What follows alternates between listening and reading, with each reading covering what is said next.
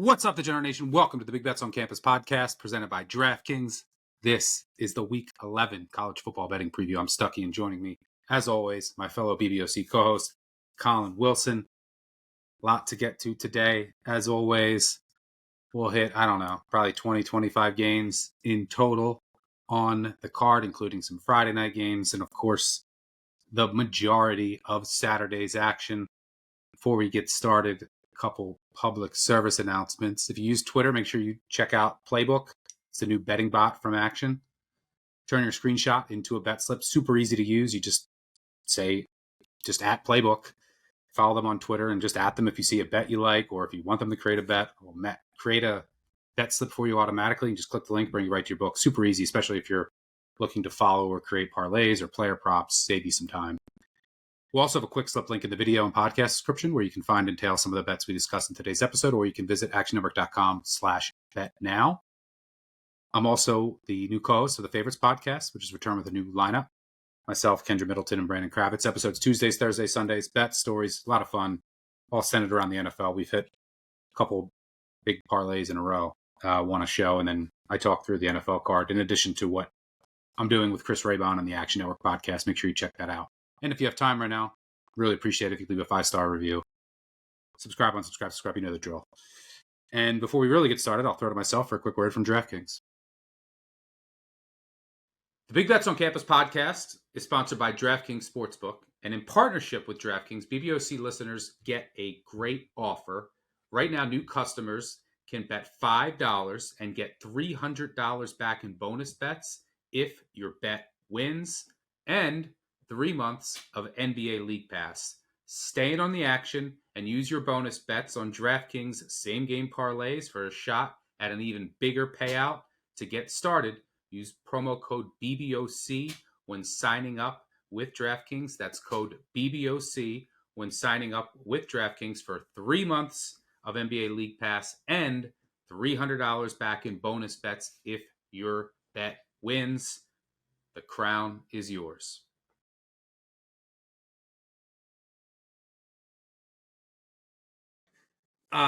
Quick recap of Maction. Oh my God. I went 0-2 in weekday Maction. I had Miami of Ohio plus 3.5. Closes 2.5. I think right side the entire game. They can't get in from the 1. They have a sack to end the game. There's a face mask. Ohio scores a touchdown on a play that there was about 7 penalties on. Infuriating game. I upgraded Miami in the power ratings and downgraded Ohio despite the final score. Yeah, not covering 3.5 there was something. And then I had Kent State plus 3. You want to talk about the right side? Didn't cover. That box score. Ball State had 230 yards, 3.8 yards per play. Kent State, 5 yards per play. 1 of 5 on 4th down. They had a 4th and 1 to end the game. Couldn't get it. Ball State scores on a 4th down touchdown pass in the final minute to win by 4. Kent State went 1 of 5 on 4th down. Went for it on 4th and goal from the 9 instead of kicking the field goal. They made a field goal, but had a legal formation, missed the redo. Incredible. Ball State was dreadful. Ball State's longest drive of the day, 50 yards. So 2 losers by a total of 1.5 points. I think I had the right side. But that's what happens in the MAC. Some bad officiating at the end of the Miami Ohio game was something. But that's the way it goes sometimes in college football. Just try to get the best number and then hope for some calls and some bounces. Dabo has been complaining about the refs, about accountability, which I actually agree with him on. That's ACC refs. The lower you go, go back to that Kennesaw UTEP game, that Ohio game, they missed 3 holds, the offensive pass. The lower you go, the worse it gets. Yep. So you just got to live with that sometimes. We're on to the weekend. Let's dive right in. I'm proud of you for getting in, though, because I set live betting targets and they never got close. Toledo, if you had Toledo, that was the clear right side. Right. It hit 14.5, and I was like, well, maybe a 14 will pop live. Game was over. And then Akron, obviously, was the clear right side. Right. Favorites went 4-0, but I did think Kent State, and even not being biased when I graded the games, Kent State and Miami of Ohio were the right sides. But that's the way the cookie crumbles sometimes. Let's get into these games. We'll do it more rapid fire. There's not like wow banger games. So we'll try to get through as many as we can of the marquee games on the slate. Let's start with BYU at Texas Tech. BYU is a 10.5 point dog, total 52.5. I mean, look, it's been talked about a lot. There's a reason that Texas Tech is a 10.5 point favorite here at home against an 8-0 BYU team that's ranked ahead of them. BYU probably should have lost to Arizona. Got a little fortunate against Utah. I mean, the performance at Colorado wasn't even that impressive. Mm-hmm. It's a team that's been pretty fortunate. I mean, 4-0 turnover wins. They won the turnover battle 4-0 against Iowa State. And that win hasn't even aged that great. So, bit of a fraud to BYU. And Texas Tech has looked pretty dominant. I was really impressed with that win taking care of business in Manhattan last week. The offense just has so much more juice with Baron Morton. Although without Hammond, he's got to stay healthy. He's always an injury risk. And then if he gets hurt, you're down to Mitch Griffiths, the Wake Forest transfer. And then things could get a little dicier. But when you start, LJ Martin will go for BYU, which is important. Helps their rushing attack, keeps them a little bit more balanced. I think he only has one leg, but yeah. Yeah, we'll see how healthy he is. But if he can go, that would be helpful. The story of the game where you have to start with Tech is their defensive line. Their defensive, like, why Georgia and Alabama aren't as elite this year as usual is their defensive lines aren't as elite as they usually are. And you can look at the sack and the pressure numbers. I mean, Georgia is third worst in sack rate. The only two teams that are worse are Air Force and Georgia Southern because their front just isn't as elite as we're used to seeing. You know who has an elite front? It's Tech. Texas Tech has an elite SEC caliber defensive front. They went out in the portal. They paid for it. They hit. Rodriguez is also excellent at linebacker. So their front seven. David Bailey, Romello Height, 95 pressures from the edge. Yeah, menaces. So that's where it starts with Texas Tech, and that's why I think they're the class. The offense is good with Morton, but they're the class of the Big 12. Now, the secondary, I think, still has a bit more questions. Can Bear Bachmeier have enough time in the pocket? Can he avoid making mistakes? I think he might be a little overdue in that department to make a few. At 10, I lean Tech here, but I think it's pretty fairly priced. What are you seeing here? I think it's extremely fairly priced. I make it 11, and I had that's around where I am. I wrote this up for action. I had a little bit of a hard time at the end. I got all the data in there, and then I get to the end, I'm like, this all points to. And so I have to start with BYU and Bear Bachmeier, and I kid about LJ Martin only having one leg. It was an upper body injury that he suffered in the first half against Iowa State, but he's going to play, and they're going to need him because it's a zone read attack that's based upon the two of them mesh running the ball. And without that, you just have Bear Bachmeier doing quarterback, design run. And because their depth at running back isn't great, and then there's also injuries behind him as well. They don't have the juice. The rest of the running backs don't have the juice that LJ Martin does. So this is a heavy rush offense. I mean, that is what they take their pride in. They're sixth in offensive quality drives, which means they're almost always in scoring position. But if they don't have a healthy LJ Martin, that puts a big stump in it. Now, the passing, I just don't expect anything out of BYU's pass unit. Texas Tech is graded as the best coverage unit per PFF. Not to say that Bear Bachmeier can't pull some rabbits out of a hat here, but like I said, Bailey and Height, 95 pressures from the edge. Texas Tech went deep into the portal with money, and they went and got, they got the best defense that they could buy. I think the question is can those guys maintain pass lane integrity, right? We've seen edges get so far up the field that quarterbacks can take off up the gut. That is the Bear Bachmeier specialty, is taking off up the gut, but that might be the offense. When you go to the other side of the ball, Jay Hill just that defense, that nickel defense just shuts down the pass. They're top 25 in success rate, top 25 in creating contested catches. So, Baron Morton's only seen 50 pressures this season, and BYU does not allow pressure. They do not apply pressure whatsoever. So they got to do that via blitz. Yeah. So both sides of the ball here. I don't see Texas Tech rush offense moving the ball against BYU, and the BYU defense thrives against the pass. I don't see BYU getting anything done in the pass, and the Bear heroics are going to be needed for them to generate any scoring opportunities. And by the way, Texas Tech dominates zone read at 65% success rate. Everything points to me that these offenses are going to have major issues in the first few series getting on track I took the under. I like the under, although I do project it just a little bit higher. I don't know how these offenses get going because they're running into the teeth of what the other teams do best. Yeah, my only pushback, I don't mind the under here. My only pushback would be has like the BYU pass defense, have they really been tested? Well, they play so many guys back.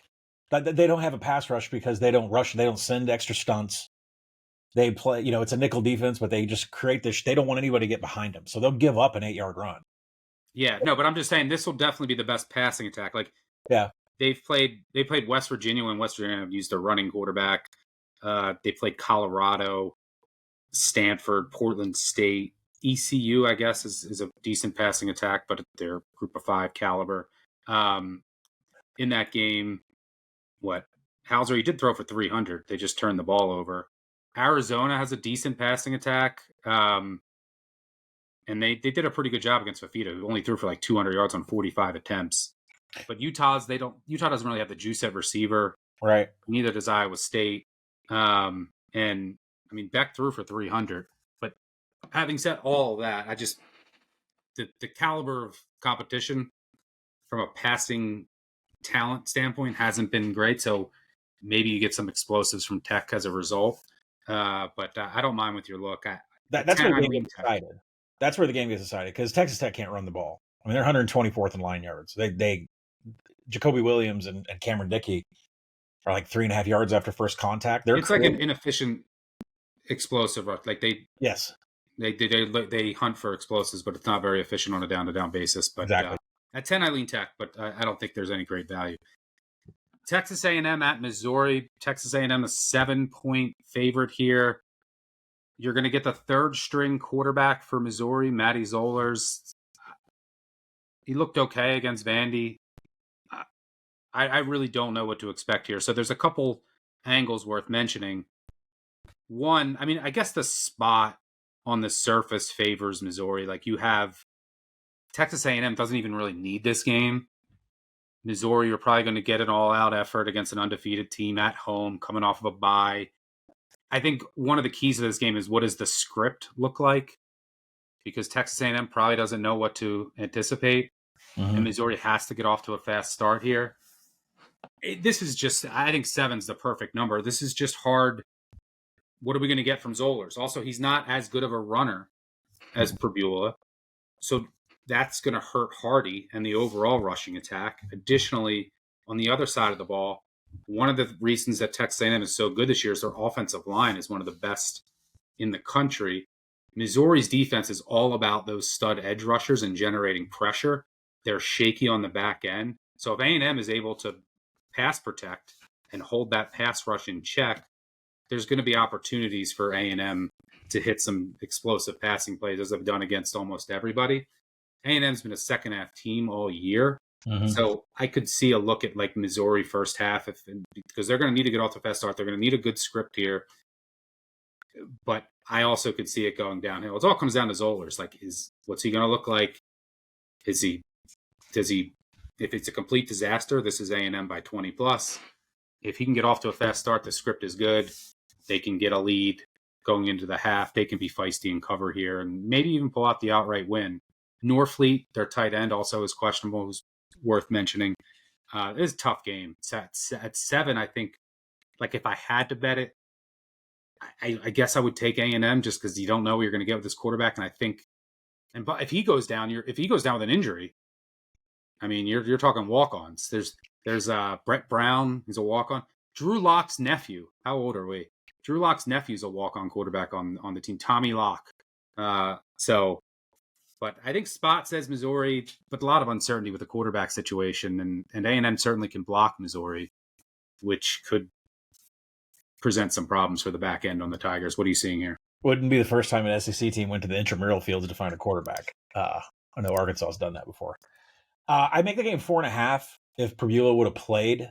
Yeah, that's what is it? I'm using 3 right as a drop off, and I just. I watched the film of I watched Zollers 14 of 24, and I mean, I thought he looked for a 4-star He got it. He zipped it. It didn't look like there were holes. He didn't look scared. Now he gets, a bunch of practice with the ones to see what he can do here. So I'm not really sure there's that big of a drop off because I didn't think Yeah, I Purbulo use 3. I don't think his arm is a drop off. Like Purbulo Right. didn't have an elite arm, and he wasn't like ripping the world on. He wasn't torching the world on fire with this Missouri passing attack. Where it could be a drop off is obviously it's a freshman, so you don't know. But is the rushing attack much worse off and less efficient? Like this is Missouri's kind of like a service academy team because I mean you look they're averaging 25 more plays a game than their opponent. Like that's insane. That's kind of how they play. But now if you don't have a mobile quarterback and Hardy who's kind of disappeared of late, but not having to worry about the mobile quarterback, does that hurt Hardy? And then it's easier to defend their run game. And then you're down to the freshman having to throw more, which isn't really Missouri's identity. So I use 3, which is why I'm at like around 7, a little over 7. So I think this actually does come down to Zollers' arm. And the reason because Ahmad Hardy, he's been declining week after week. He finally gets some rest. We'll see if he can come back with outside zone. That's true. The problem is Texas A&M, if you look in their run concepts on defense, as bad as they've been in some areas on defense, they actually have a 56% success rate against outside zone against teams using 12 personnel. That's how Drink runs Hardy with outside zone is with 12 personnel. And Texas A&M is actually pretty good about that. The problem I have with Texas A&M is this broken tackles. They're horrible at tackling. I mean, they're 107th in broken tackles allowed, and they're dead last in defensive finishing drives. I can't take a team and swallow points on the road when you're dead last in defensive finishing drives. So I love Texas A&M, but you got to be able to have a shootout. And I have a bigger problem on the defensive side of the ball when it comes to Missouri. I have a problem with Texas A&M's offense, and Lord knows I'm the one that's been tooting about Texas A&M's offense all season. And I was before you. You got to look at Marcel Reed hitting Mario Craver and Casey Concepcion. Can somebody stop that? Missouri's D is one of the best in havoc in the nation. Top 5, tackles for loss galore, and their edges, Damon Wilson II and Zion Young have 63 combined pressures. That's great. But can they tackle in space? Yes. Per Sports Info Solutions, they are 4th in broken tackles allowed. That is key against Texas A&M. They don't miss tackles, and when they get them, they wrap them up and take them down. You have to do that against Concepcion and Craver. So I expect the Missouri D to shove a few hurdles in front of this high-powered offense. I expect Zollers to not be as rattled as what we think. I don't think it's a big drop-off. I think 4.5, 5 is a good number, which means I've taken Missouri on open. I might take him again at 7. Like you said, Texas A&M may figure out a different game plan at half, and I can buy out of that. But I'm taking Missouri to end this game at kickoff. I'd also be worried about Missouri special teams. Their kicking, their special teams are bad. Texas A&M pretty good in that department. That is something to keep in mind. Concepcion runs everything back. Yeah. Missouri's defensive line has to show up here. Yeah. They're going up against a really good offensive line. That's what you have to watch here. And you'll know early on if they're able to make a dent. Because I'm not sure that the Missouri secondary has benefited from that defensive line creating so much havoc and pressure. If they're not able to do that, I'm not sure. They helped get Jackson Arnold benched and Hugh Freeze fired, Missouri's defensive line. So yeah, I mean, look at they did against Alabama too. All kinds of pressure. Oregon at Iowa. It's a good one. Can't wait for this. Did you put in on Iowa? Yes, sir. That's what I thought. You joining me head to head? Agree. Let's go through this. Maybe at the end, I might go against you. Wow. I like Iowa. I make it 4, so I'm in at 6 or better. It's fine with me. I probably should have waited. I have to prep for college. I can't sit in front of the screen while I'm doing all my work. I'm prepping for college football. I saw 6, bet 6. In previous weeks, I probably would have waited. It might hit 7. I don't think it does. If it does, it'll get bought immediately. Yeah. What's that? I would even buy it at 7. Like I like Oregon at 7. Yeah. You're at 6.5. I can see some sharper money coming in late, settling at 6. But this comes down to: are you a believer in Oregon or are you not? If you think Oregon's a top 5 elite team, you might like Oregon on the number here. I do not. I didn't think that coming into the year. I was willing to change my mind after the Penn State game. Have we seen Penn State since? I mean, they haven't won a game in 2 months. So that, I think, was more about Penn State. I mean, the fact that Oregon only scored 17 points is pretty troubling. Their only other game that's worth anything since then. I mean, they played Rutgers and Oak State, the 2 worst Power 4 defenses. The only other game worth anything was Indiana, and they didn't look great. They didn't even look great against Wisconsin. But both of these teams did play Indiana. Iowa at home. Iowa had the ball with a chance to win. Oregon did not, and they had a defensive touchdown. I'm not a believer in this offense yet. I'm not a believer in Dante Moore yet. I need to see it on a down basis because you're going up against this Phil Parker 4-2-5 zone heavy defense. Every year they're going to be 1 or 2 and explosives allowed. They're going to make you drive the field. I need to see it from this Oregon offense and these young freshmen who have kind of disappeared of late. Outside of that Rutgers explosion, whenever they played a defense with a pulse, this offense has looked pretty pedestrian. This Iowa defense has figured it out. They're playing at an elite level. I mean, the fact that they held Indiana to 13 points until the final minute of the game. Mm-hmm. Who else has done that? Yeah, speaks volumes. This defense is top 5 defense, adjusted for opponent. Offensively, still limited. I mean, this is a team, they haven't thrown for 300 yards in over 70 games, which is insane. Their weapons on the outside aren't great, but the offense is growing. They are able to run the ball. They have a really good offensive line. I think that's the best way to attack this Oregon defense is on the ground. And Iowa will do that here. And this Oregon defense, they're just not creating many negative plays. They haven't been doing that in a month or so. So I think Iowa will be able to play its game here. And by the way, this total is down to 40, lowest Oregon total over the past 25 years. I don't have any data before then. But since at least 2000. Crazy to see an Oregon total sitting. I thought you and I had a bet on an Iowa 38-ish like last year. No, Oregon total. Oregon, okay, yeah. Yeah, I mean, Iowa, there's been some Iowa 33 totals. But yeah, part of the reason, weather. So yeah, it's going to be cold, windy, rainy. If it gets a little colder, it could be some snow later in the game, which would be fun. But I think it's just going to be cold, windy, and rainy. I think that the field condition, that favors Iowa and how they want to play, limiting the speed of Oregon. But I just think Iowa will be able to control the ball, stay ahead of the chains. They'll be able to run the ball, use Gronowski's legs, and I think their defense will hold up. I need to see this from Dante Moore.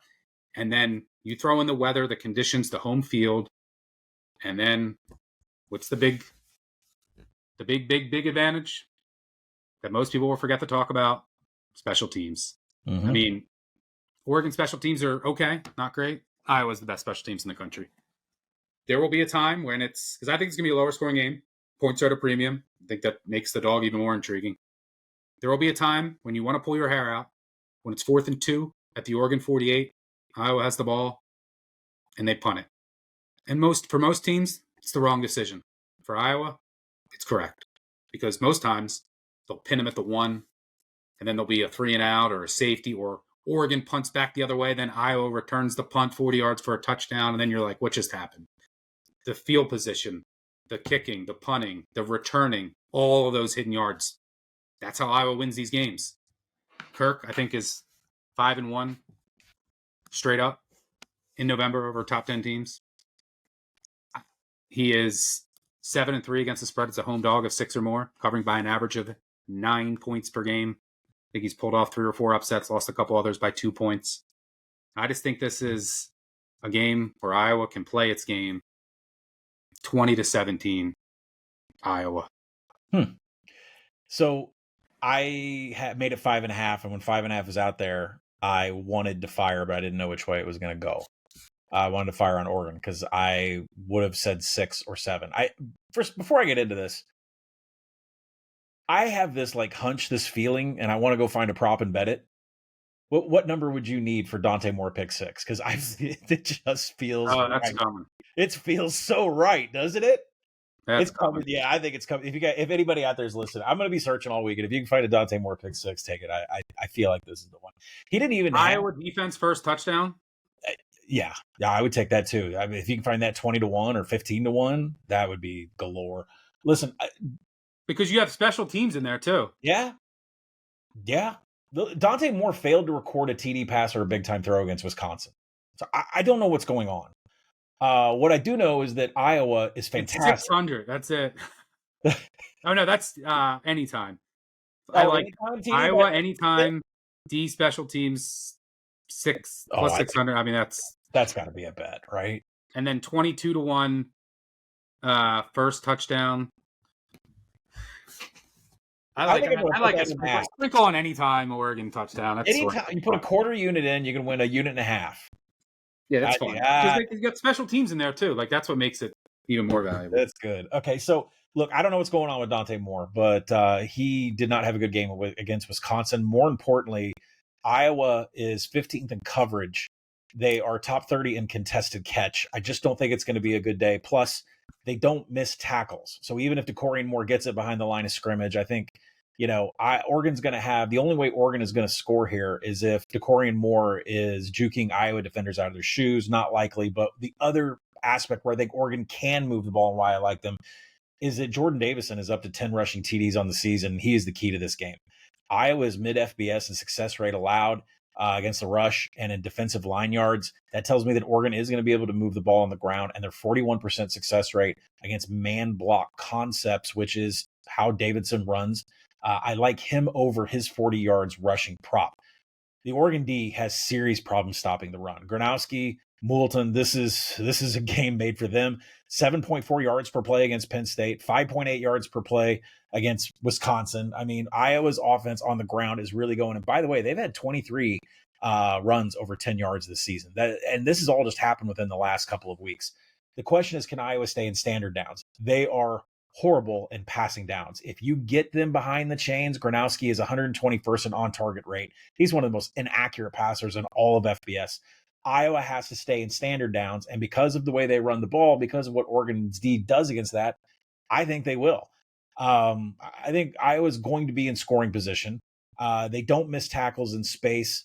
Gronowski, Moulton, scoring position. Listen, I think this is set up for me to be an over. I bet over 40.5 in the app. I bet it again. Today, it got published on Action Network, and then today it's blown up to 41.5 and 42. If you have a 41.5 out there, take the juice down to minus 120 because 41 is one of the biggest keys. If it's 42, just swallow it. But I make this thing all the way up to 50. I think special team touchdowns are in play. I think defensive touchdowns are in play. I think Oregon's going to be able to move the ball on the ground and get in scoring position. I think that Iowa offense is going to give Oregon a lot of problems on the interior. So I see scoring. More scoring than 40 points is what I see. So I like the over. I will say these teams have three common opponents. Oregon, much more impressive against Rutgers than Iowa, but Iowa, much more impressive against Wisconsin. Yeah. And much more impressive against Indiana. I think Iowa's a different team the last 3 weeks. Their offense is starting to come on. Gronowski is, I think, healthier, which is important, and settling into that offense. And Phil Parker has that defense balling out. And the special teams are going to show up. So do you want to go head-to-head or no? Not at 6.5. What about at 6? Yeah. 6? I think 6 is the perfect number. I think Oregon wins by 6. It's head on, so I'll take that with you. I think we should put it on the board that we agree there's a Dante Moore pick 6. I mean, I don't note that.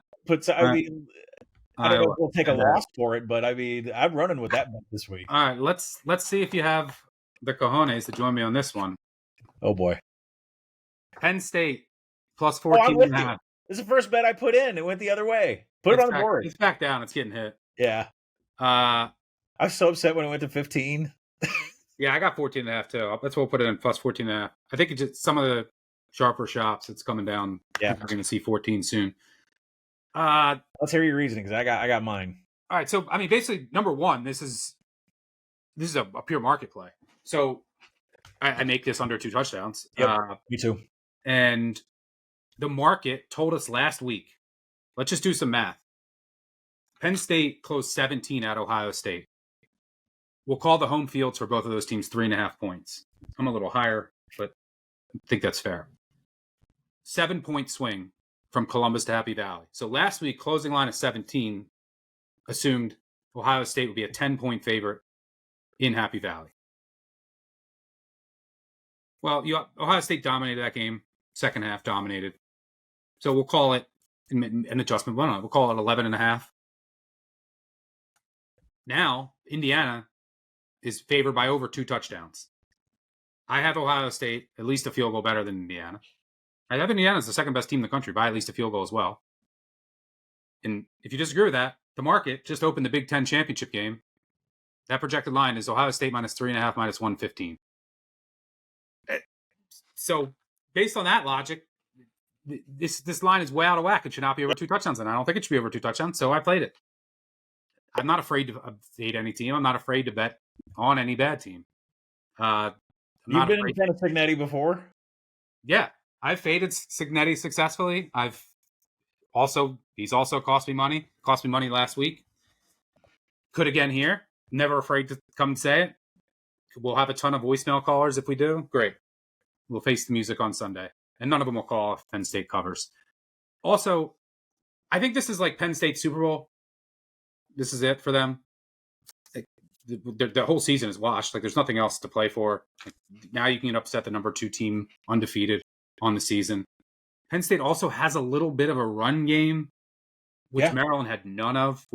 That was one of the things I didn't like that I mentioned last week. When you have a big dog that can't run the ball, Penn State's pass defense is still pretty good. The run defense has fallen off a cliff. I think that's just the loss of Rojas. So maybe that encourages Indiana to just run it more, which would help. And Grunkemeyer, I mean, he did look a little better last week, and he's going to get better with more reps. This is a kid. Did you talk about walking into the worst possible situation? His first 2 career starts as a freshman are at Iowa and at Ohio State, a top 5 D and the best D in the country on the road. Now, Indiana, I think, is a top 5 D as well, but this is at home. He has 2 games under his belt. I think he should be a little bit more comfortable here. Indiana's also not healthy. Like Surratt, who's an NFL receiver, he has dealing with a hamstring injury. I don't know why you would push him here. Their left guard, their star left guard, Drew Evans, he's not going to play. Fisher, their star linebacker, I think he's going to play, but he's dealing with an injury. Right. I mean, Cignetti came out and said they're banged up. Well, this is kind of what happens when you try to beat everyone by 50 and everyone's playing late into the game. Meanwhile, Ohio State is taking the opposite approach. So we'll see if that ends up hurting Indiana in the end. Ohio State just going super slow, and they're kind of managing the season a lot better than Indiana. So they're not even fully healthy here. Penn State, pretty healthy going into this game. I just think the number's too high to mark. I mean, just based on the market, based on my numbers, what I've seen the last week, I'm rolling with Penn State. Need 14.5, need over 2 touchdowns, but we're rolling with we are, and don't have to bet on James Franklin this time. It's interesting psychology if Cignetti's been putting up these 50 burgers to get to the number 2 spot in the college football playoff ranking and then take his foot off the gas. Because essentially you're going up against Penn State, who is a corpse, a shell of what they used to be, Purdue and Wisconsin, and you should roll right into that Big Ten championship game. So I'm wondering if the foot comes off, the pedal, and we try to get guys a little bit more healthy and just win games. I mean, that's what their main concern should be. And I think Cignetti's smart enough to realize that I've done enough Bobby Bowden 1980 score 70 points so that I'm number 1 in the AP poll. I think there's been enough of that. Now maybe you take your foot off the gas. But if you want to go X's and O's about why I think Penn State's going to cover this game, despite losing 5 straight, they're running the ball pretty well. Allen and Singleton have a TD apiece against Ohio State. Keyshawn Allen by himself had 145 yards against Iowa with 2 TDs and another 90 against Northwestern. For all of Indiana's stat stuffers, and they look like they should advance to the national title and how great they look, their defense is still 30th in defensive line yards, and they're 124th against rush EPA. Teams are getting a couple of big runs on them, and that's what Penn State's been doing. The Penn State defense has been dominated from a success rate perspective. It got kind of ugly, especially in the second half. But guess what? They're 30th in creating and contested catch. And all this defense is still good. And all this talk of Fernando Mendoza being a Heisman winner, and I get it. It's like, I've watched a couple of my favorite shows early in the week here. The dude that does college football, Mendoza's at the top of everyone's Heisman chart. He's 43rd in on-target rate. I mean, he's not the most accurate in college football. He's closer to the middle of the pack than he is to the top of the pack. So, if you're going to say some negative things about Indiana, Mendoza's not as great from his numbers from an accuracy perspective, and their rush defense isn't as great as everybody thinks that it is, and Penn State's been running the ball pretty well. I make it 11.5. I liked the 14, 14.5, whatever, 14 above. It's on the board. Maybe Sig will run it up. Pad Mendoza. Whatever. Won't be my first or last losing bet. But I would take that 3.5 against Ohio State. I think I would take the 3.5. Also, like, you're probably going to get a 100% Indiana crowd. The game means a lot more to Indiana. So I don't know. We have a long way to go until then. All right, let's move on. By the way, Indiana also is number 1 in turnover margin per game. So, I mean, even last week they got Well, Maryland was just dropping the ball and giving them touchdowns. So I maybe keep making that havoc chart, and it's like Indiana is way over in the corner, and then there's everybody else. yeah, there's gonna be a game where everyone just doesn't drop the ball on them. Defense is really good. I love watching Kamara and Pons, and they have a top 5 day. I just think the line's too high. All right, moving on. Georgia at Mississippi State. Here's one where the market disagrees with me, and I don't care. I like Mississippi State. Anything over a touchdown. Really? I'll go ahead with you. Okay. Wow. So I will say, I say this every single week. This Georgia team is not elite. Now, part of this bet is I just wanted over a touchdown because I'm going to look to bet Georgia live. And I will be doing that. Georgia goes down until I see otherwise. They come out flat. And by the way, this is a terrible spot. They had that. Yeah, Texas. Texas on deck. They had that emotional come from behind win. Now they go to Stark Vegas. Mississippi State with a chance to go to a bowl. This is probably their best chance remaining. Be huge for them after winning 2 games last year. And Mississippi State, they've played with everybody. Like, who have they not competed with besides Texas A&M? And that game was 7-3 at the end of the third quarter. They lost. They should have beat Tennessee. They lost in overtime. Who else? They should have beat Texas, up 17 in the fourth quarter. This is a team that they should have beat Florida. They throw a pick in field goal range. These two teams, in the past 2 weeks, they each went to Florida, and they were both coin flip games. Meanwhile, Georgia, I mean, how many calls are they going to get every week? Benefit from calls last week, benefit from calls against Auburn. Kirby was clapping. Easily could have lost against Tennessee in this field goal. Like, this team could have 3 or 4 losses. They are not. Their defense is not elite. Their defense is far from elite. They cannot generate pressure. They have issues on the back end in zone coverage. Now, every year we saw Kirby Smart's defenses dominate Josh Heupel offenses. Not this year. Carved up by Joey Aguilar. Well, they're facing a similar offense here. What's going to change? Their zone coverages are all messed up on the back end. They can't get pressure. So Shapen's going to have time. I think Mississippi State's going to move it. I think they're going to get a lead early, and then I'll look to come in on Georgia live. It's the same exact formula. And one of these weeks, Georgia is not going to get all the calls. Yeah. I also think they missed Colby Young. And even last week against Florida, Lagway looked awful. Florida was missing all kinds of receivers, had more receivers get hurt. They get 2 horrible calls that flip the game, and they still had a chance to win the game. Like, this Georgia team, any week, they could lose. And by the way, to put numbers to it, in the first quarter in their 6 SEC games, they've been outscored 52-17. If you remove the Kentucky game. If you keep the Kentucky game in 52-31. In their fourth quarters, they've outscored them 48-23. It's almost a complete 180. It's the Kirby adjustments. Kirby has been dragging this team. Stockton's played well too, but dragging this team and this defense to victories. The best in-game adjuster in the sport. The market thinks Georgia is way better than I do. I'm happy to bet them whenever I see above a touchdown. Happy to bet against them with an SEC team, especially in a good spot.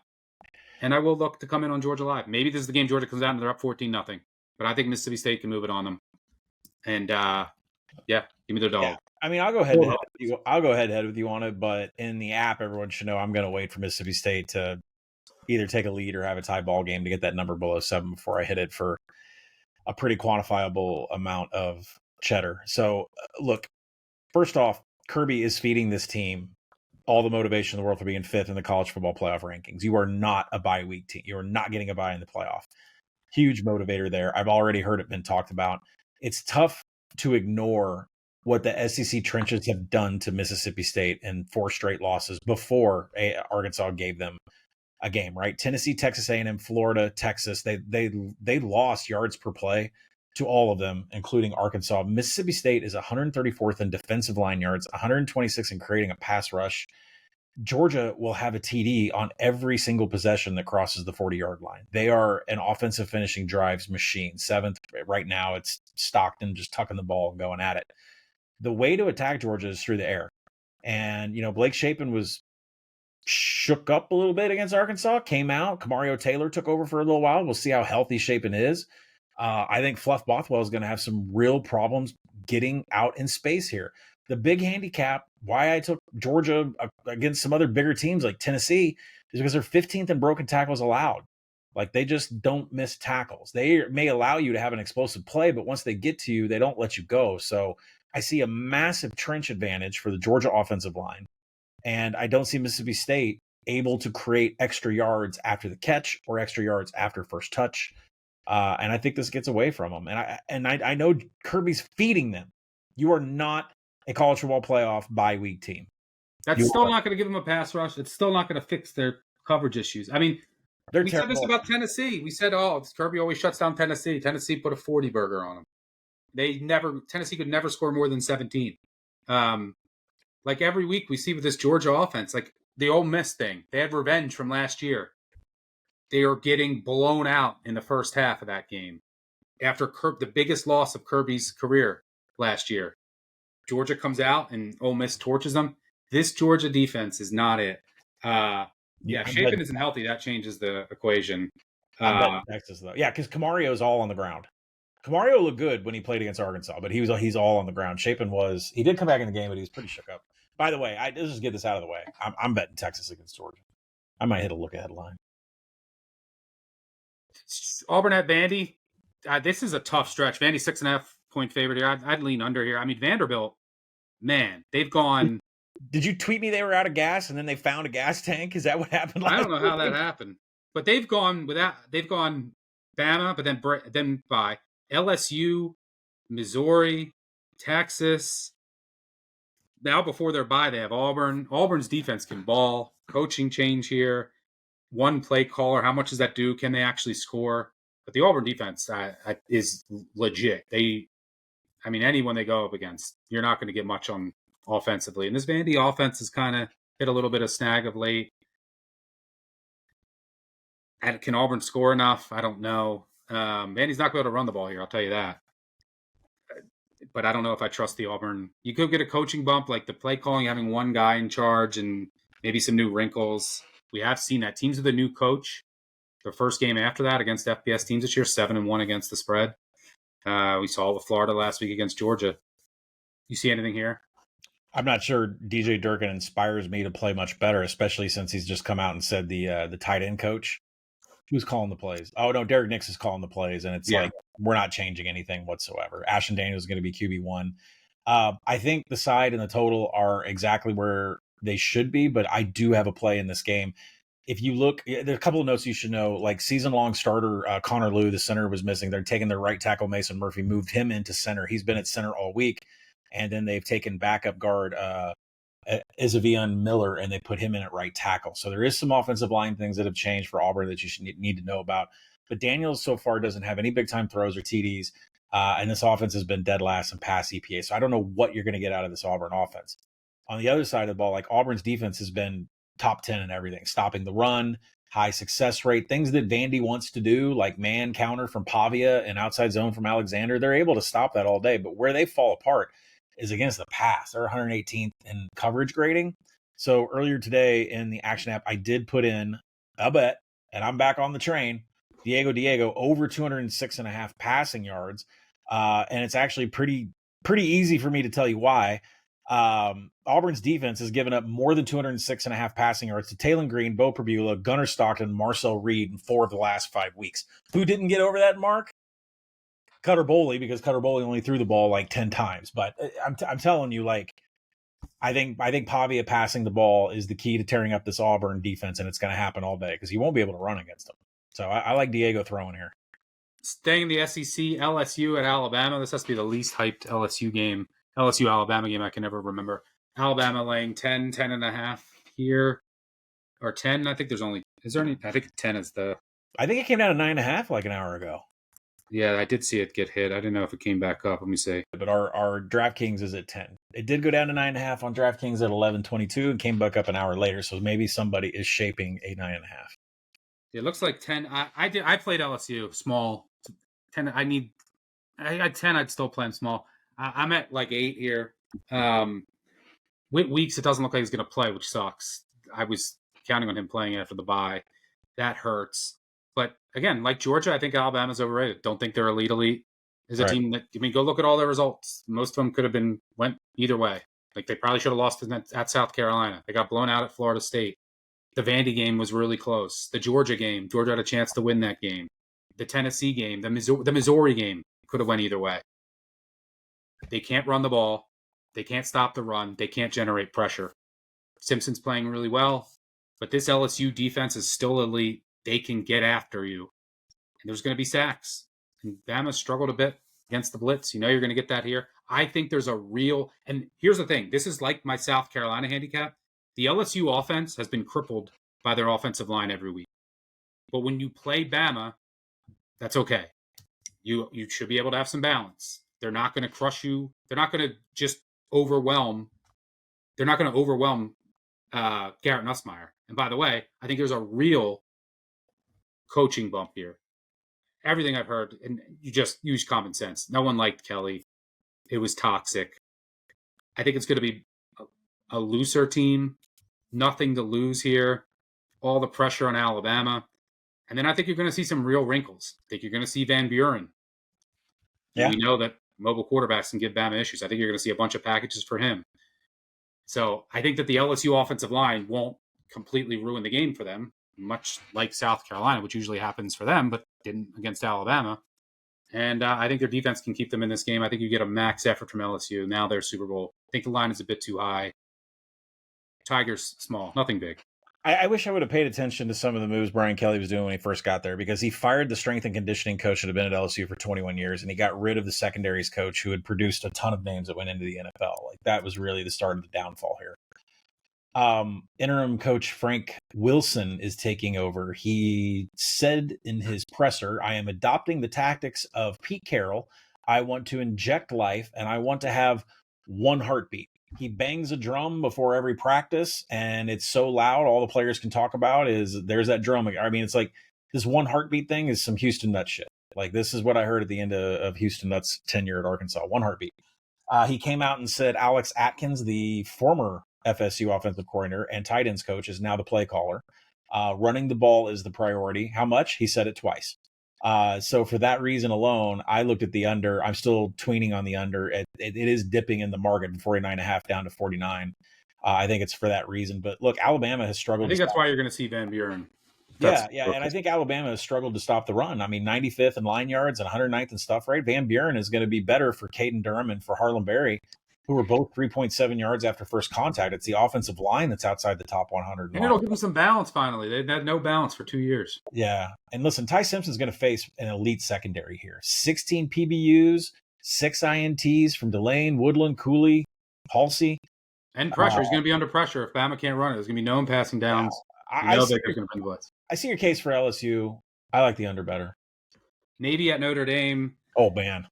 I mean, you just might as well wait. If you want to fade Notre Dame, just wait until game day. They take money every single week, like insane money. They're up to a 26.5, 27 at some places. Point favor against Navy. The Navy defense is dreadful.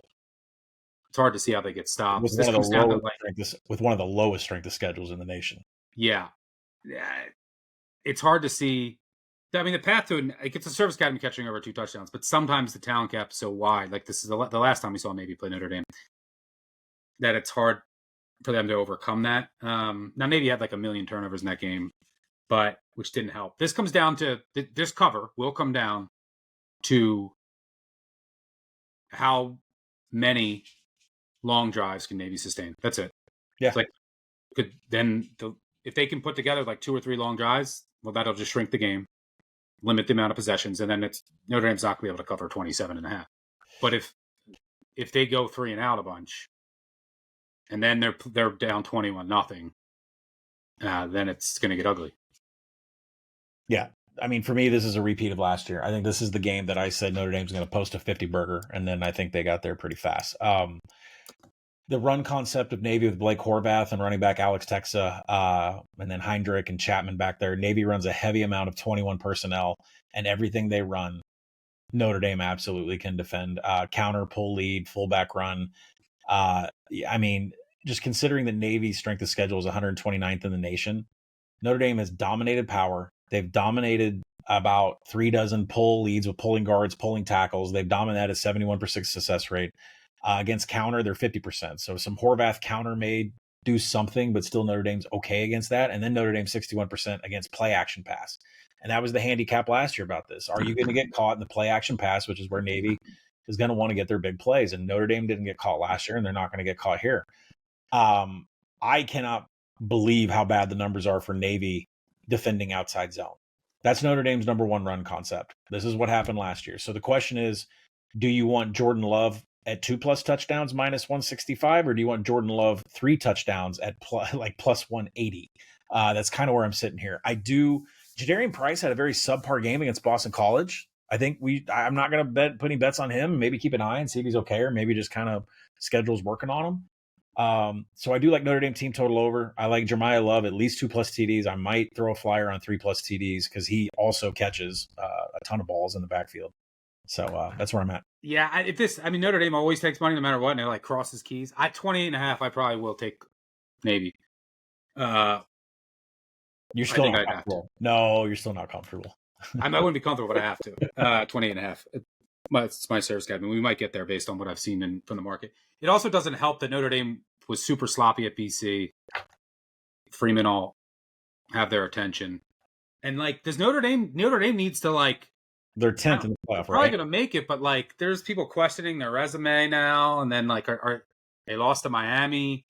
That loss looks like their resume is being held up by a home win over USC, and then a close loss to A&M. But like the Miami loss looks worse. Boise is going to look worse. Arkansas is the only winless SEC team. If Pitt keeps winning, though, that Pitt might save them, because then they end the season with Syracuse and Stanford, and there's no conference championship game.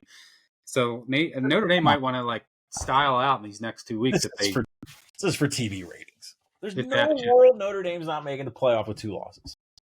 It's possible, but it's not. All right, let's go head to head here. Wake at Virginia.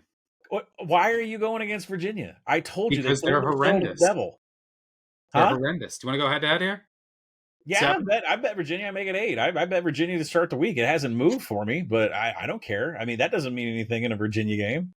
I mean, so these teams are, to me, number one, the best unit on the field will be Wake's defense, which adjusted for opponents been a top 10, 15 unit.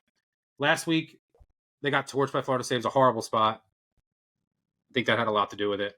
But they also couldn't run the ball. You can't run the ball in Florida State. I think this is a much better matchup. And by the way, Florida State is significantly better than Virginia. I mean, this Virginia team, both these teams, this should be a 5-3 team versus a 5-3 team. Virginia has 8 wins. They should have 5. I mean, you're talking, they have 3 overtime wins. They beat Louisville because of 2 defensive touchdowns in overtime. They got outgained by 200 yards. They beat Washington State. They got outgained in that game on a walk-off safety. They beat North Carolina by 1 in overtime, got outgained by North Carolina, won by an inch because North Carolina didn't get there. They beat Cal. They deserved to win. But the only reason they won by more than 3 was the last-second pick 6. Who am I forgetting? They beat Florida State, got outgained in double overtime. Outgained in that game as well. I mean, this team is a fraud, a joke. I don't even have them in my top 50 of my power ratings. Wake's defense is legit. They should be able to slow down this Virginia team, which has been solved. This offense has not done much for a month and a half. Their defense, you can run on them a bit. Now, the run defense is better than the pass teams, but you can hit pass explosives. That's all Wake does. Pass explosives, and I think they can hit some here. Their defense will be the best unit on the field. There's not much difference between these teams at all. Stop. I'm serious. There is a difference. I think these two teams are there is a difference in the same class. I think they're on 4. There is a difference. Virginia has a horseshoe up their ass this year. It ends. It does not end this week. It get unplugged. Robbie Ashford and Damon Claiborne are all explosive plays. Wake Forest's offense is 129th in offensive finishing drives. You have to hope to God that you hit an explosive, because the closer you get to the goal line, the less chance there is at Wake Forest to score. Plus, Wake is 50th in creating a contested catch. Chandler Morris and his voodoo magic can handle that. He's only had 2 turnover-worthy plays in the last 4 games. I'm telling you, this Virginia team is covering. It could be some pitchy woo-woo crap. I don't care what happens this weekend. Virginia is a team of destiny. Wake outright. By the way, in all those Virginia wins I just mentioned, those 5 wins that could have been losses, and I'm talking games against UNC and Washington State, Cal. Virginia's also +8 in turnover margin in that game. It ends Saturday. Wake outright. They're opposite of Arkansas. They know how to win. They just play teams that know how to lose. Wake knows how to win. Can we get Arkansas and Virginia in a bowl? I'll predict it. Arkansas fumbles at the goal line. Virginia runs it back. It'll be some Belk bullshit. I can't handle that. All right. Wait, Clemson, FSU. What happens here? Does Clemson's? I think FSU's the better team right now. I think Clemson. Dabo's lost the defense. I mean, yeah. You saw him trying to yell at them, and they were like, "I've never seen that in his career." But then he was complaining about the refs. So does Clemson just get every call here? Because they did get shafted last week. So I don't know what gives. I don't know. Lean FSU. Probably have them in a round. Florida State's getting pounded. It's going that way. I don't know. I think Clemson's dead. I think they are too. I don't know how you could put money on them. I make it Florida State -3. Yeah, I think you got. I don't know. I'm playing Florida State. Quarterback situations worth monitoring. Stanford going with Brown. Not that it matters. BG. Who knows? Colorado going with Juju Lewis. That line is crazy, but I can't play Colorado. No. Scotty Fox, baby. And Colorado looks like a corpse. Can't play them going to Morgantown. The line might get to 7. Wisconsin going with the freshman at quarterback. I don't know. But some quarterback news to monitor. I'll mention some more on our live show, 10:30 a.m. Eastern on Saturday. By the way, the Action Network app, if you are new here and you do not have it, you are missing out on the full BBOC betting experience. Right now, get $20 off an annual subscription of Action Pro Access and never miss a bet for myself, Colin, Duck, the whole squad. Just go to actionnetwork.com/pro and use promo code BBOC20. Again, that's actionnetwork.com/pro, promo code BBOC20. All right, it's time for some trash. All right, let's run through this. You want to go head-to-head right off the bat? You want Nebraska? UCLA's not winning this game. Okay, head-to-head. UCLA is winning this game. I'll give you many reasons. One, the spot. Nebraska traveling across country off a loss that ended their season, not going to the college football playoff now. And by the way, these teams in the Big Ten that travel to the Central Time Zone or Eastern Time Zone, traveling to the West Coast, are 9-15 against the spread.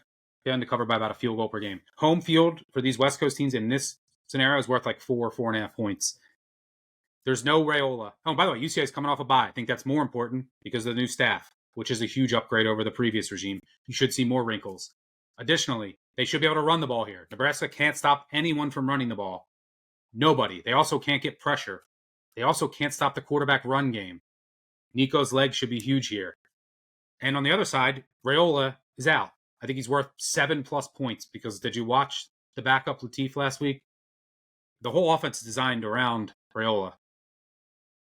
UCLA can just stack the box here. There's tackle injuries for Nebraska. UCLA all day. What a spot. Anything under a field goal is fine for me.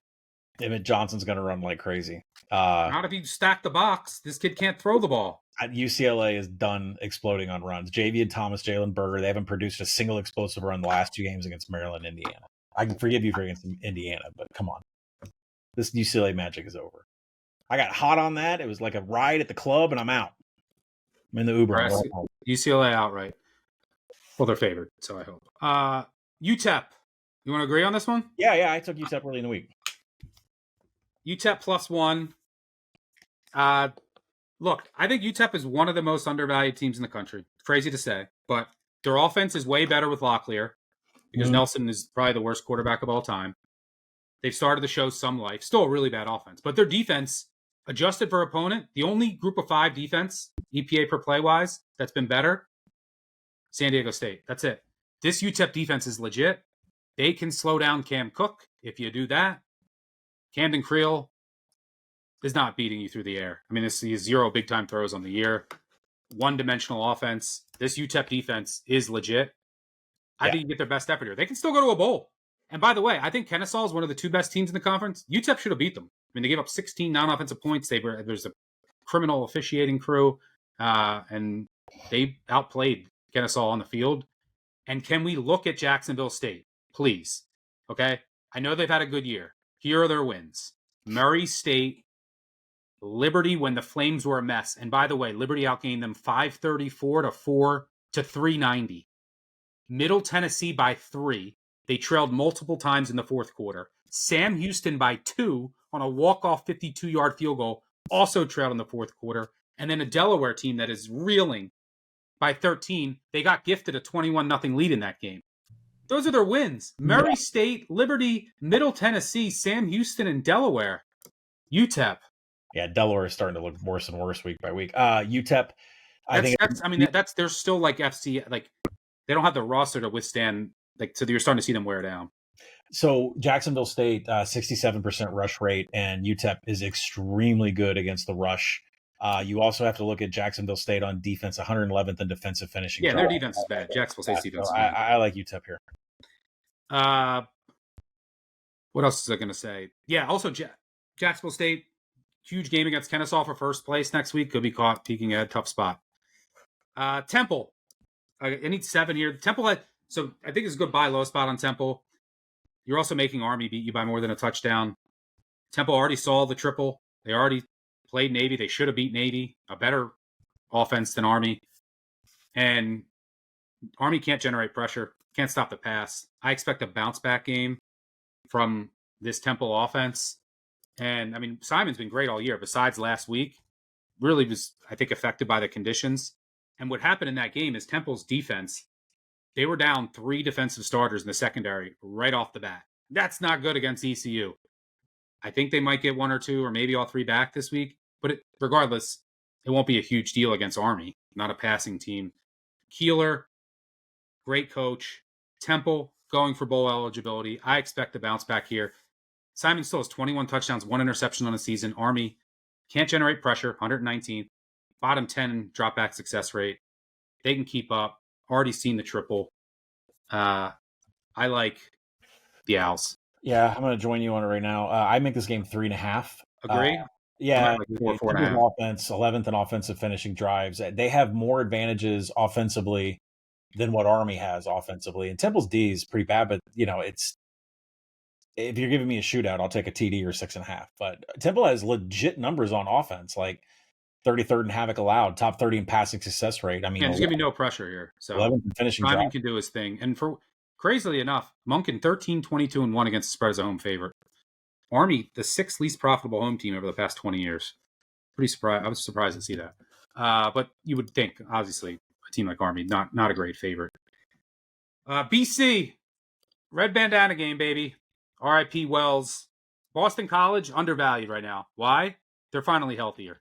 This is the most injury-ravaged team in the country for the first 2 months of the year. What have they done the last 2 weeks since they've been a lot healthier? They were down 1 possession to Louisville and down 1 possession to Notre Dame in the fourth quarter. SMU, horrible spot. They won in overtime because Miami is undisciplined and Mario is going to Mario on the road. That game was over if they don't get a personal foul in 4th and 8. Jennings isn't healthy. They can't run the ball. They still can't defend the pass. BC can't run the ball, which is fine because you can't run it against SMU. Bill O'Brien will be in his bag. BC will be ready. Early kick. We already saw what SMU did when they went to Wake. This is a horrible spot for SMU. BC, max effort game.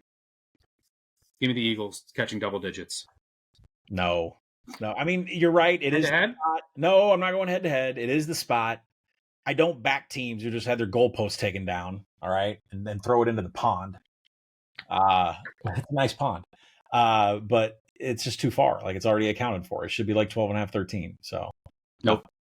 I think it should be 9.5. All right. I really think BC is undervalued right now because of all the injury situations they dealt with. All right, one more. Yeah, UConn. UConn against Duke. So this game means nothing to Duke. By the way, we got the 6% win probability last week. Duke will beat itself whenever it wants. But here's the thing. Duke can't defend the pass at all. And that's what UConn can do. I mean, this team, they can't tackle also. Yards after catch galore. That's UConn's offense. On the other side of the ball, UConn's run D is really bad, which is why they lost to Rice, which is why they almost lost to Ball State. But their pass D is much better, and they can get pressure. Their defensive coordinator is really good, mixes up coverages really well. And this is a Duke team that is just all pass. So, a horrible spot for Duke off the Clemson win. They have Virginia next week for a spot in the ACC title. UConn almost beat them last year in Durham. They lost 26-21. This is a huge game for UConn. Mora Jr., Fagnano. By the way, Fagnano has 25 touchdowns and no interceptions on the year. Insane. Yeah. Give me UConn. This game will go down to the wire. He's got Duke special teams are a disaster too. They'll mess this up. Duke games are so dumb. UConn is going to be a play-on bowl team. I think it's interesting. I think there must have been a service release on Duke. I don't know why it got down to 8.5 and kind of blown up. It got bought by a couple groups at 8.5. We thought it was too low, but what's it at now? Is it 9.5? Yeah. Why would you get it in this spot? Why would you even want to touch Duke in this spot? It doesn't make any sense. But just numbers players. Yeah, UConn's passing numbers are legit. On Fagnano, 14 big-time throws to 4 turnover-worthy plays. Like, he is cool as a cucumber. 1.1% turnover-worthy play. Duke's secondary is a disaster. I know. I can't tackle either. Everything, like, they allow so much after the catch. Here's some 3 EMU as a favorite. I think is worth a look. BG, I think, is dead. I mean, they're getting arrested. I don't even know who their quarterback's going to be. I think they're dead. Ark State. Did the quarterback get arrested? I don't even know if they have any healthy quarterbacks on the roster. Ark State, it's too high against your Southern Miss boys. I think they might win. Sorry. And this one's the ugliest of all. I don't know what you're going to get from them. They've been off for 2 weeks. Georgia State. I mean, Coastal Carolina has been so much better with Collier. It's crazy, the 4th-string quarterback. But this is a different role. Now we're over 7. I think there's some value in Georgia State. So right. I'm not gonna go out and let's put this on the board. But for those of you out there that have a 40-1 on Southern Miss, Arkansas State is money wise in my round robin this week of 7 teams by far. All right, that'll do it for trash. Let's go nowhere fast. San Diego State at Hawaii. It's a good one. Yeah. And it's not at midnight. It's actually at 10 o'clock Central. So we actually be able to watch this and not fall asleep. Open 51, steamed down a little bit. Really, Hawaii has no answer for Lucky Sutton on the ground. Denegal leads San Diego State with a rank of 7th in pass EPA. They are so explosive. Deep shots and Lucky Sutton running. I just don't see Hawaii on the defensive numbers that they have answering any of that. Then again, Hawaii is going to try to pass against a San Diego State. And that's all that Hawaii does, right? It's all that Timmy wants to do is pass. San Diego State's coverage unit is 2nd per PFF, and they're number 1 in the nation in defensive passing success rate. I'm actually taking the under here because I'm not sure Hawaii is going to contribute. So from a nowhere fast perspective, I like the under. Chris Johnson, one of the best corners in college football for San Diego State. That defense is legit. What's Hawaii going to do? Start running the ball? They don't do that. Funny things happen on the island.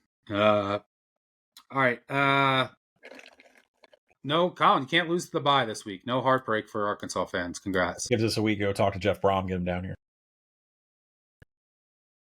By the way, Isaac Brown out for Louisville. Big loss. Maybe not this week, but their offense hums. They need him. Now, Duke Watson might come back, and he needs to be healthy because with the other Brown, it's not the same. You can't just have Miller Moss dropping back behind that offensive line without Isaac Brown and the run threat and the play action. And it's a potential big loss because Louisville to get to the ACC championship, I think if they win out, they'll get there. But they face Clemson. They might still be okay against Clemson. Like Clemson might just be quit. But against SMU, now maybe not against SMU because you can't run it on SMU anyway, but just keep that in mind. The offense is just not the same without Isaac Brown. We saw it against Miami. When he was popping, everything looked so much better. When he wasn't healthy early in the year, it didn't look the same. All right, before we get out of here, let's go. 3 and out. All right, Friday Night Lights. Houston at UCF. I make UCF a 4.5-point favorite. That's crazy. I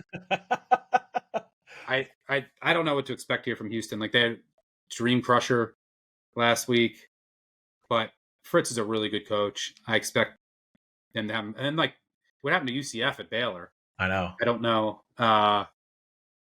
I'd lean under here. I like the under in the USC Northwestern game. I'm not sure Northwestern's going to score. I think USC team total over could be good. I have no feel there. I'm on market. You want to go head-to-head, Tulane, Memphis? What the hell? No, if somebody would like to enlighten me why the hell this thing's going the other way. We got some more Brendan Lewis. Like he's not going to play crap floating out there. Like you can't trust anything that comes out of Silverfield's camp. So I don't know why this number is down. I don't think he's going to play. That's the only reason why this is going down. I don't think he's going to play. So I bet Tulane speculatively. Just based on, We I need don't to hit know anything. pause and you tell me why you think that? I don't know anything. I'm just reading tea leaves, reading things.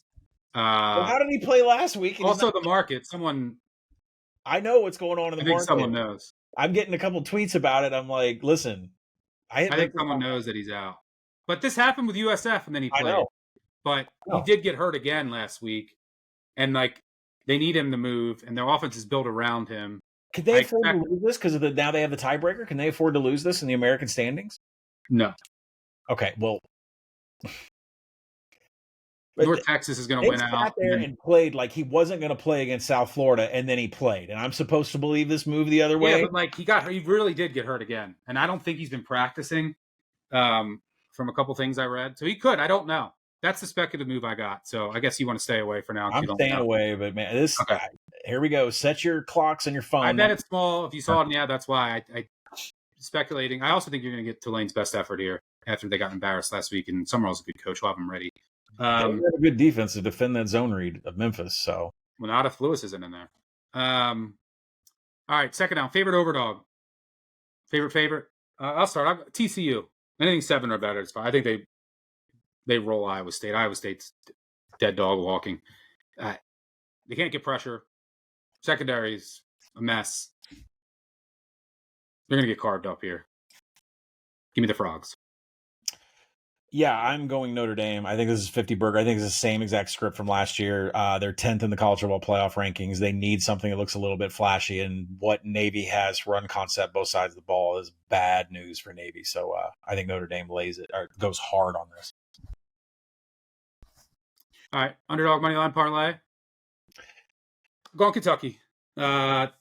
This is, I don't know if Florida gets off the bus. I mean, after the Georgia effort, by the way, they have games against who they got? Tennessee, Ole Miss, Florida State left. Now they go to Lexington, nothing to play for.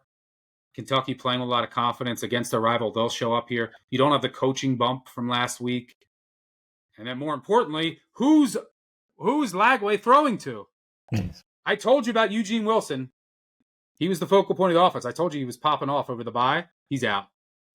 Dallas Wilson, he's out. Mizell, Bruno Brown, they might be out again.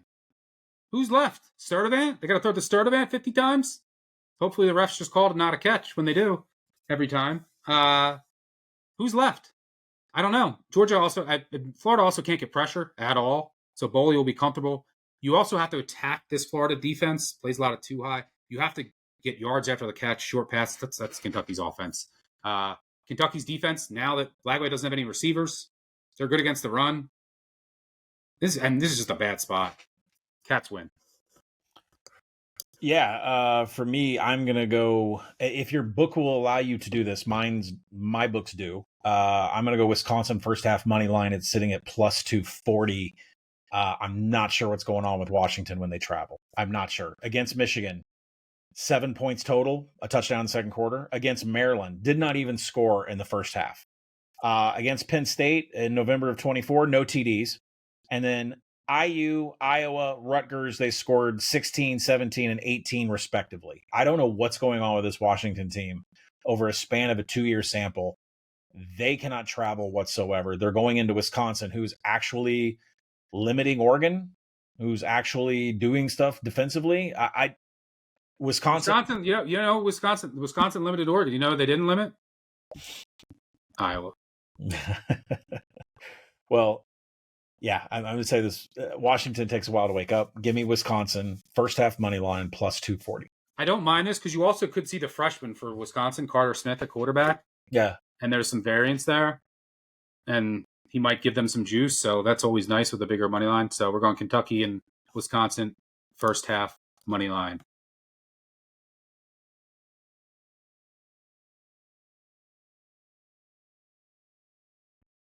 By the way, voicemails 959 bad beat recap. We'll have a recap show on Sunday. Be out Monday morning. We'll talk the weekday slate as well. Agree. Penn State, yes. Call about it. Cry about it. Bitch at us. UTEP. Yep. You're not going to like any of these. Temple. Head-to-heads. I got Iowa. Colin has Oregon. I have Mississippi State. He has Georgia. I have Wake. He has Virginia for odds. I have UCLA. He has Nebraska. I mean, up 8-5, 16-12 all time. Could make a dent. Are you going to show up Sunday if Virginia covers on some miraculous BS? Nope. You're doing the show on your own. That'll do it for us. Thanks to Colin for joining me. Thanks to our producer David on the back end. Most importantly, thanks to all of you for tuning in. Also, if you want to tail some of the bets we discussed, look for the quick slip link in the video and podcast description or visit actionnetwork.com/betnow. Thanks to DraftKings. Like I said, we'll be back Saturday, 10:30 a.m. Eastern for the live show. Recap episode Monday. Check out the group of 5 guys if you haven't. Always do a good job. Oh, by the way, we forgot. Only for the ones, the true diehards that stay. FCS or no? Citadel catching 54? Yes. You think Lane prepared for the triple option? No, sir. He didn't prepare for Wazoo. Didn't prepare for Wazoo.